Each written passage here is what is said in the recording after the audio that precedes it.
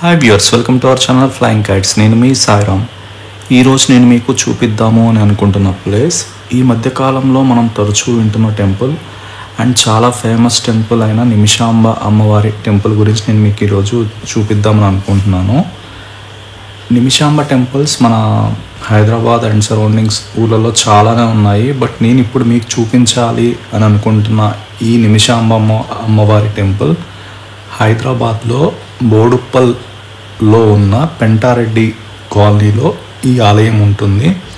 So ఈ ఆలయం ఎలా చేరుకోవాలి, ఈ టెంపుల్ ఎవరు కట్టించారు, ఈ టెంపుల్ టైమింగ్స్ ఏంటి అండ్ ఈ టెంపుల్ యొక్క ప్రత్యేకత ఏంటో నేను మీకు ఇప్పుడు నా వీడియో ద్వారా తెలియచేద్దామని అనుకుంటున్నాను. ఈ టెంపుల్ మనం చేరుకోవాలి అంటే ముందుగా ఉప్పల్, మెట్టగూడ, హబ్సిగూడ చేరుకోవాల్సి ఉంటుంది. ఈ ప్లేసెస్లో మనం చేరుకోవడానికి హైదరాబాద్ సిటీ నలుమూల నుంచి ఏ ప్లేస్ నుంచి అయినా సరే మనకి ఆర్టీసీ బస్సెస్ అనేవి అందుబాటులో ఉంటాయి అండ్ మెట్రో కూడా మనకి అందుబాటులోనే ఉంటుంది. మెట్రో మనకి ఎక్కాలి అనుకుంటే కనుక ఏ ప్లేస్ నుంచి అయినా మనకి ఉప్పల్ కానీ లేదంటే మెట్టగూడ కానీ లేదంటే హబ్సిగూడ మెట్రోస్కి మనం రీచ్ అవ్వాల్సి ఉంటుంది. అక్కడి నుంచి మనం బోడుప్పల్కి చాలా బస్సెస్ అనేవి ఉంటాయి. బట్ అక్కడ మనకి మెట్రోతో పాటు సిటీ బస్సెస్ మాత్రమే కాకుండా షేరింగ్ ఆటోస్ అనేవి కూడా మనకి అందుబాటులోనే ఉంటాయి.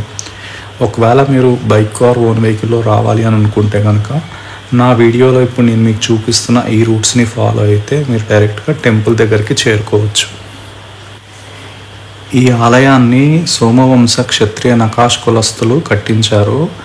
ఈ ఆలయంలో ఉన్న అమ్మవారు సోమవంశ క్షత్రియ నకాష్ కులస్తుల యొక్క కులదేవత. ఈ ఆలయాన్ని ఈ కుల వ్యవస్థాపకులు నిర్మించారు. కాలక్రమేణా అమ్మవారి శక్తి వల్ల భక్తులు కోరుకున్న కోరిక అత్యంత త్వరగా తీరటం వల్ల ఈ ఆలయంకి ఇంత ఎక్కువ ప్రసిద్ధి చెందింది. ఈ ఆలయంలో ఉన్న అమ్మవారిని శ్రీ హంపి విరూపాక్ష విదారణ్య మహా సంస్థానానికి చెందిన గురువు గారు ఈ విగ్రహాన్ని ప్రతిష్ఠించారు. ఈ ఆలయంలో ఉన్న అమ్మవారిని దర్శించుకోవడానికి భక్తులు తాము కోరుకున్న కోరికలను అతి త్వరలో నెరవేరుతున్నాయని ఇక్కడికి వచ్చే భక్తుల యొక్క నమ్మకం. ఇక్కడికి వచ్చిన భక్తులు మొదట అమ్మవారిని దర్శించుకొని తమ కోరికలను అమ్మవారికి మనసులో తెలియజేసి ఈ ఆలయం చుట్టూ మొదట 16 ప్రదక్షిణలు చేస్తారు. ఆ 16 ప్రదక్షిణలు చేసిన తర్వాత వాళ్ళ యొక్క కోరిక 11 నిమిషాల్లో లేదంటే 21 నిమిషాల్లో లేదంటే 11 రోజుల్లో లేదంటే 21 రోజుల్లో ఖచ్చితంగా నెరవేరుతుందని ఇక్కడికి వచ్చే భక్తులు నమ్ముతారు. వినడానికి విచిత్రంగా చాలా విడ్డూరంగా అనిపించిన ఇది నిజం. ఎందుకంటే ఈ ఆలయానికి ప్రతిరోజు వేల సంఖ్యలో భక్తులు వచ్చి అమ్మవారిని దర్శించుకోవడానికి ఈ ఆలయానికి వస్తారు. భక్తులు తాము కోరుకున్న కోరిక నెరవేరితే తిరిగి ఈ ఆలయానికి వచ్చి 108 ప్రదక్షిణాలు చేయాల్సి ఉంటుందని ఇక్కడికి వచ్చే భక్తులు చెప్తూ ఉంటారు. ఈ నిమిషాంబ అమ్మవారి ఆలయం లోపలే కొన్ని ఉప ఆలయాలు కూడా ఉన్నాయి. అవి ఏంటి అంటే ఇక్కడ వినాయకుడి ఆలయం ఉంటుంది అండ్ వీటితో పాటుగా అమ్మవారికి ఎడమ వైపున ఒక వినాయకుడి ఆలయంతో పాటు ఒక సీతారామ లక్ష్మణుల కోసం ఒక చిన్న ఉపాలయాన్ని నిర్మించారు. అండ్ దీంతో పాటుగా వీరి పక్కనే ఒక శివాలయం అండ్ వీటితో పాటు ఒక సాయిబాబా మరియు దత్తాత్రేయ స్వామి మరియు ఒక సుబ్రహ్మణ్య స్వామితో పాటు ఒక ఆంజనేయ స్వామి కోసం కొన్ని చిన్న ఉపాలయాలను నిర్మించారు. ఈ ఆలయంలో ఉన్న అమ్మవారికి వడిబియ్యం ఇచ్చే సౌకర్యం కూడా ఉంది. జనరల్గా మనకి తెలంగాణ సాంప్రదాయం ప్రకారం ఇక్కడ పుట్టింటికి వచ్చిన ఆడపిల్లలకి వడిబియ్యం అనేది ఇవ్వటం సాంప్రదాయం. అదేవిధంగా ఇక్కడ కూడా అమ్మవారికి భక్తులు వడిబియ్యం ఇవ్వగలిగిన సౌకర్యం కూడా ఉంది.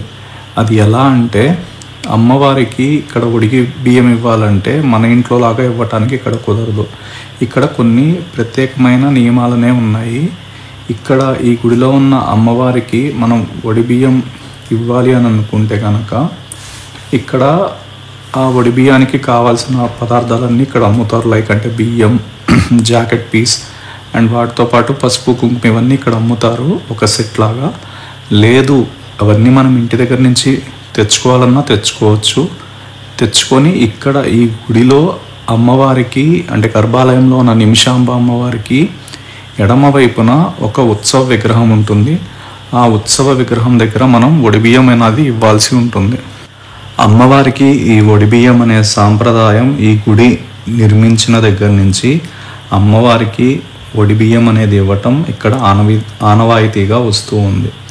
ఒడిబియ్యంకి కావాల్సినవన్నీ ఇంటి దగ్గర నుంచి తెచ్చుకొని ఈ ఆలయంలో అమ్మవారిని దర్శించుకున్న తర్వాత భక్తులు ఒక కొత్త జాకెట్ని గర్భగుడి పక్కనే ఉన్న అమ్మవారి ఆలయం పక్కన ఉత్సవ విగ్రహాలు ఉంటాయి, అంటే అమ్మవారి ఉత్సవ విగ్రహం ఉంటుంది, అక్కడ ఒక కొత్త జాకెట్ పీస్ని పరిచి ఆ క్లాత్లో 4 వైపులా పసుపు కుంకుమతో బొట్లు పెట్టి ఆ క్లాత్ మధ్యలో కొంచెం పసుపు కుంకుమ, ఎండు కొబ్బరి చిప్పలు అండ్ ఒక బేసిన్లో పసుపుతో కలిపిన అక్షింతలు మధ్యలో పోస్తూ ఉండాలి. ఇలా చేస్తే అమ్మవారికి ఒడిబియ్యం కార్యక్రమం పూర్తి అవుతుంది.